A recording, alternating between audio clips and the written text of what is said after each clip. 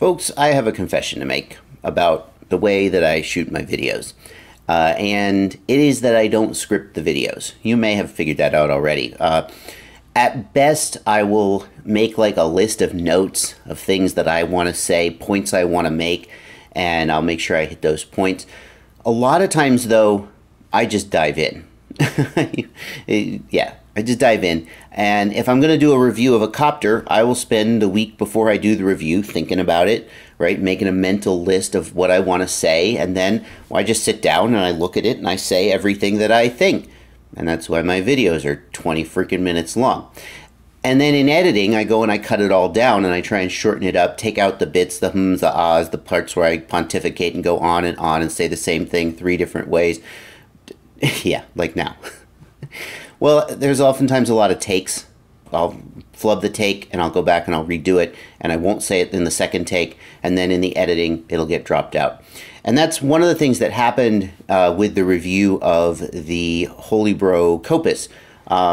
Yeah, so a lot of people in the comments pointed out that the camera is not very well protected, and I fully agree. And in fact, some people were like, well, it's kind of weird that you didn't mention that, and you're absolutely right. That is a pet peeve of mine, and it is one of the things that I pointed out to Holybro when they asked me for feedback on the copter.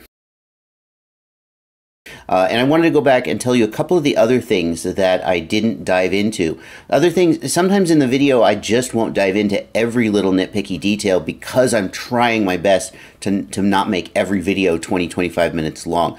But especially because I work with Holybro and they pay me to do things like write the manual, if I leave out negative things, some people see that as, oh, well, there's some bias there. So one of the things I did complain to them about the camera, and it was just like, well, that's how we're doing it. And that's kind of how many people feel. And apparently many buyers, many of you guys feel that that's an acceptable risk as well. So you may not hear me harp on that as much in the future. Number one, because I've said it so many times that you guys now are like, hey, second verse, same as the first, you know.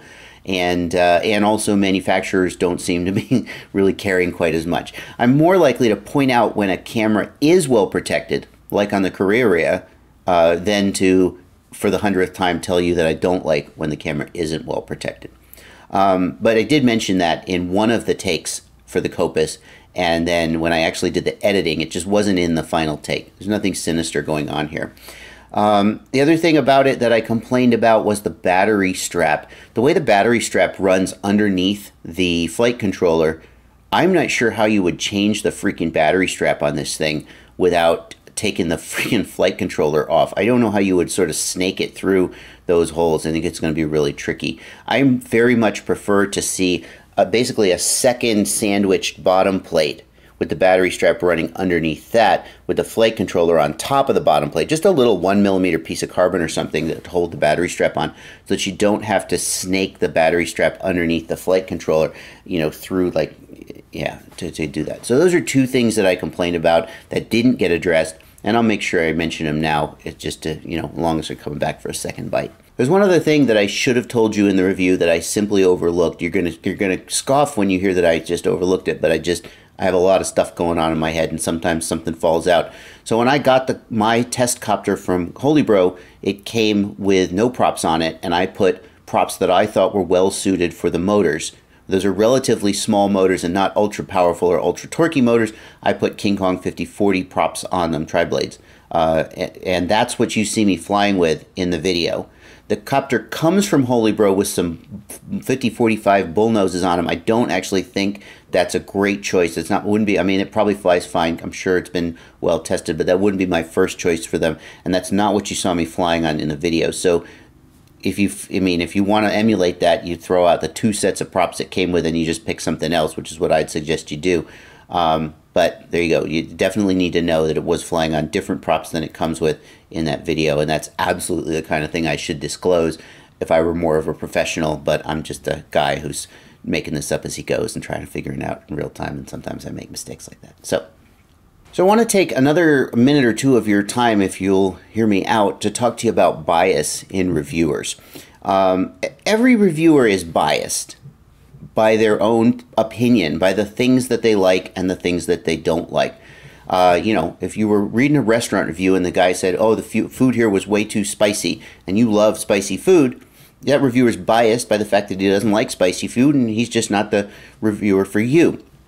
So everybody has their own opinions. It's only when bias is, number one, not transparent. So when somebody is getting influenced by something that, other than just like their own opinion, like they're getting paid or something like that, it's when that's not transparent that that becomes a problem. And that's why I always do my best to disclose anytime there's any kind of relationship that you might care about. And then when you don't agree with the bias, with the opinion, that's when that matters. But it does create an interesting situation. Like when I flew the Kopis, I'm not kidding. I wasn't making that up when I said that it knocked my socks off. You may think, oh, that's just marketing bullshit. It's a commercial. I hesitated to write that and to say those things because I knew you guys would be, you're cynical bastards on the internet like we all are, and you expect to be sold to and marketed to, and I don't want you to just turn off because you think I'm filling you full of shit. I want to be real. And it was that desire to be real that made me actually release the video the way that I did, because I'm not kidding you. I got this copter in the mail blind, and I went, okay, I'll give it a fly. And I put it up in the air, and I was just like, this thing flies so good. Why does it fly so good? I fly a lot of expensive copters, and something about this one just knocked my socks off. And so when it came time to make the review, I had to say that, because that was my honest, sincere reaction, even though I knew it would turn some of you guys off and you'd think I was just filling you full of shit.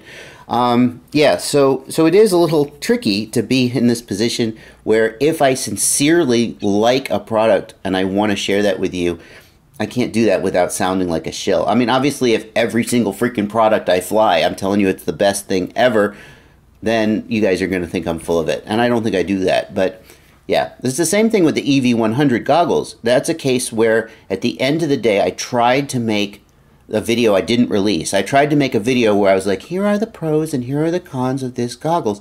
And at the end of the day, I just didn't feel sincere releasing it. I don't want to reopen that wound. So I know a lot of you feel I was wrong about that.